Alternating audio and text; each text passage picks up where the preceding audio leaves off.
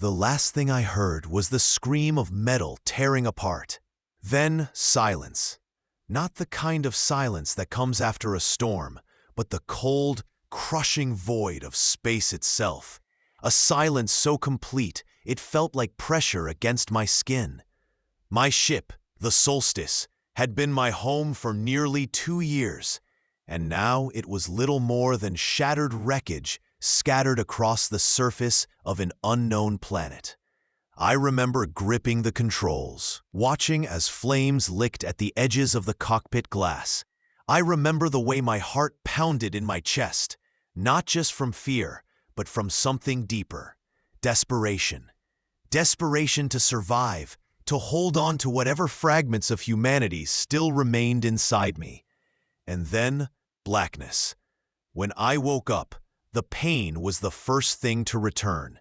Every part of me ached, my limbs stiff and unresponsive. The cockpit was cracked open, exposing me to the alien air. I took my first breath, expecting poison or fire. But instead, I found warmth. Thick, humid air, filled with the scent of damp earth and unfamiliar vegetation. It shouldn't have been comforting, but in that moment, it was everything. I sat up slowly, pushing aside twisted metal and broken wires. My hands trembled as I reached for my comms unit. Static. No signal.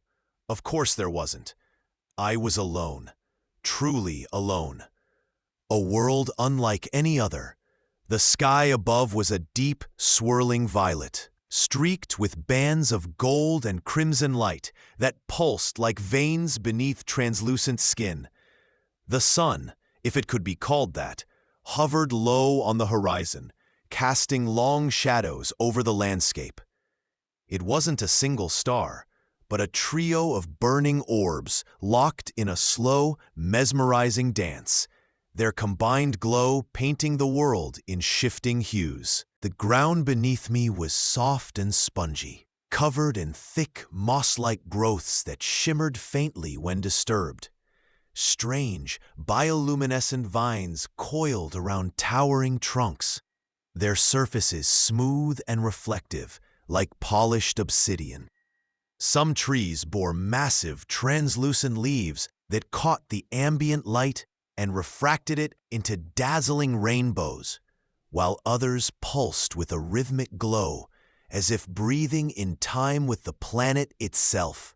A gust of wind carried a scent both familiar and foreign, earthy, rich and laced with something sweet, almost floral. But beneath that pleasant aroma lurked a sharp metallic tang, a reminder that this place was not Earth, not even close. In the distance, jagged cliffs loomed, their surfaces etched with glowing mineral veins that pulsed in irregular intervals. Waterfalls cascaded down their faces, their streams glowing a pale blue before vanishing into unseen depths. Somewhere beyond those cliffs, a low rumble vibrated through the ground, followed by the distant cry of something vast and unseen. This world was alive, watching, waiting. I forced myself to move, each step slow and deliberate, as I ventured away from the wreckage. My boots sank slightly into the spongy terrain, leaving behind shallow imprints that quickly disappeared as the moss-like growths shifted and reformed. The air was heavier than I expected, making every breath feel slightly labored, but not unbearable. My suit's environmental sensors flickered uncertainly. Half its systems were damaged, and the other half seemed overwhelmed by the sheer strangeness of the atmosphere. I scanned the horizon, searching for anything familiar, any sign that I might not be completely lost. There was nothing, just the towering, iridescent trees and the distant, pulsing cliffs. Even the sky felt wrong, its colors too vibrant, its 3 suns moving in patterns I couldn't predict. My instincts screamed that this place was dangerous, yet curiosity tugged at me, urging me forward. Then, movement. A rustling in the undergrowth sent a jolt of adrenaline through my body. I froze, my hand instinctively reaching for the utility knife strapped to my belt. The sound came again, closer this time. Something was watching me. I turned slowly, scanning the strange flora for any sign of life. That's when I saw them. Dozens of small creatures, no larger than my hand, emerged from the foliage. They resembled a cross between insects and reptiles, their bodies covered in iridescent scales that shimmered in the dim light. Their eyes, large, multifaceted, locked onto mine with unsettling intelligence. They didn't attack. They didn't flee. They simply observed. One of them stepped forward, its movements slow and deliberate. I held my breath as it raised a pair of delicate appendages, mimicking my own posture. Was it trying to communicate? Or was it merely curious? I realized then that I was no longer just an outsider on this planet. I was being judged. I stayed perfectly still, afraid that any sudden movement would shatter the fragile connection forming between us. The creature tilted its head, its large, multifaceted eyes studying me with an intensity that sent a chill down my spine. Slowly, cautiously, I extended my hand toward it, keeping my fingers steady despite the tremor in my wrist. The creature hesitated, then mirrored my motion, raising one of its delicate appendages until our fingertips barely brushed. A spark of energy passed between us, not physical, but something deeper, like a pulse of recognition. The other creatures stirred, murmuring in a language of clicks and chitters that resonated in my bones. Then, as if deciding I was no threat, they parted, revealing a narrow path winding deeper into the forest. One of them gestured toward it, then back at me, repeating the motion twice more before scurrying ahead. They were leading me somewhere. I hesitated only briefly before following. As I moved through the dense vegetation, I became acutely aware of how different this place was from Earth. The trees whispered with unseen life, their luminous veins pulsing in time with some hidden rhythm. The air grew warmer, thick with the scent of blooming flora, and something else, something ancient and powerful. Then, the path opened into a clearing, and I stopped short. Before me stood a structure unlike anything I had ever seen. It rose from the ground like a living thing, its walls composed of interwoven vines and crystalline formations that glowed with an inner light. At its center, a massive stone monolith bore intricate carvings, symbols that seemed to shift and change as I stared at them. The creatures gathered around me, their chirps growing excited. I realized then that this wasn't just a ruin, it was a message. I stepped closer to the monolith, my fingers twitching with the urge to trace the shifting symbols carved into its surface. The markings weren't static, they flowed like liquid, rearranging themselves in response to my presence.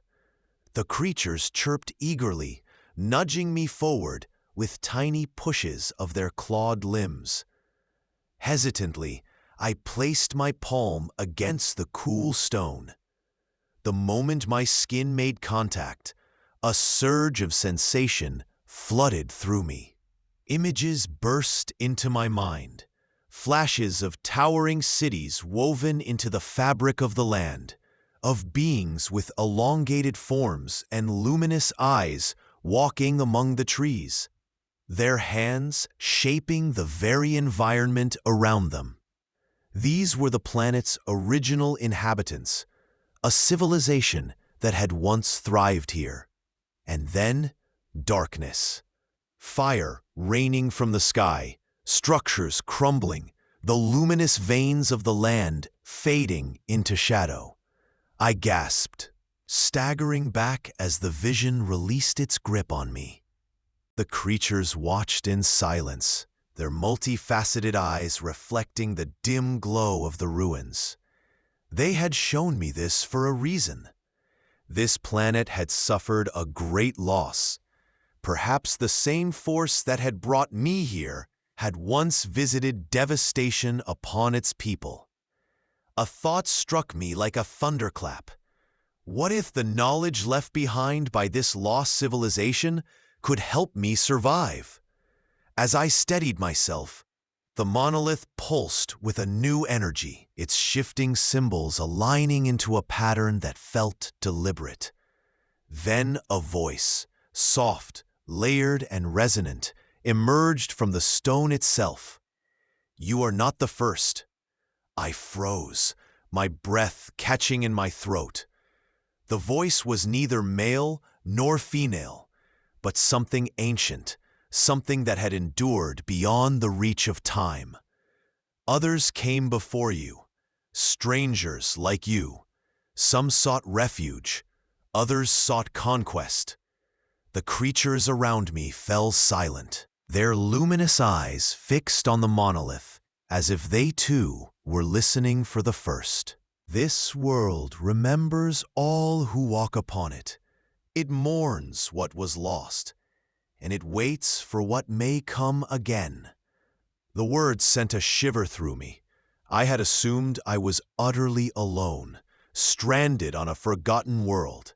But now, I wasn't so sure. If others had been here before me, where were they now? Had they survived? Or had this planet swallowed them whole, just as it threatened to do to me? "There is a choice," the voice continued. "To take, to destroy, or to learn, to heal, to begin again." I swallowed hard, my pulse hammering in my ears. This wasn't just a warning, it was a test. The weight of the monolith's words settled over me like a heavy cloak. A test. I had spent my life believing that survival was the only rule in the vast emptiness of space. But now, standing amidst the remnants of a lost civilization, I realized that survival meant more than just staying alive. It meant carrying forward what was worth saving. I turned to the creatures surrounding me, their iridescent bodies shimmering in the dim light. They'd shown me the ruins, led me here for a reason. They weren't just passive observers. They were guardians of this world's past, and perhaps its future. I knelt beside one of them, meeting its gaze. "If I stay," I murmured, more to myself than to them, "if I try to rebuild, will you help me?" The creature responded with a series of rapid clicks, then reached out and touched my wrist. In an instant, another vision surged through me, this time not of destruction, but of renewal. Trees regrowing in places where fire had once raged, rivers flowing clear again, and the luminous veins of the land pulsing with life. I saw myself standing among them, not as an outsider, but as part of something greater. The answer was clear. I wouldn't just survive here. I would fight to make this place thrive again. With my decision made, I set to work immediately. The first step was understanding the planet's ecosystem, learning which plants could be eaten, which creatures posed a threat, and how the environment responded to my presence. The small, iridescent beings, whom I soon named the Varel, became my guides, showing me how to cultivate the nutrient-rich fungi that grew beneath the bioluminescent vines, and teaching me to read the subtle shifts in the air that signaled approaching storms. But rebuilding was more than just survival. It was about restoring balance. I studied the monolith's shifting symbols, deciphering fragments of the lost civilization's knowledge. With the Varel's help, I uncovered buried structures, activating dormant energy sources that pulsed with ancient power. The land responded to our efforts. The once dormant veins of light that ran beneath the soil began to glow again, spreading outward like the first heartbeat of a waking giant. Weeks turned into months, and slowly the planet changed. Where there had been decay, life flourished anew. I built shelter using the natural materials around me, blending human ingenuity with the wisdom of the Virel. Communication between us evolved. We developed a shared language of gestures, sounds, and light pulses, forging a bond that transcended species. And then, one day, I received a signal. Faint, but unmistakable. An emergency beacon, echoing through the stars. Someone else was out there. I looked at the Virel, at the thriving world we had begun to rebuild together. I had come here as a stranger, a lonely astronaut lost in the void. Now, I was something more. I activated my salvage transmitter, sending a reply. Rescue was possible, but more importantly, so was hope. The rescue ship arrived weeks later, descending through the planet's violet-hued sky like a falling star. I stood at the edge of the newly restored grove. The Virel gathered around me, their iridescent bodies pulsing in quiet farewell. They had become more than allies. They were family. As the landing ramp lowered and a familiar voice called my name, I hesitated.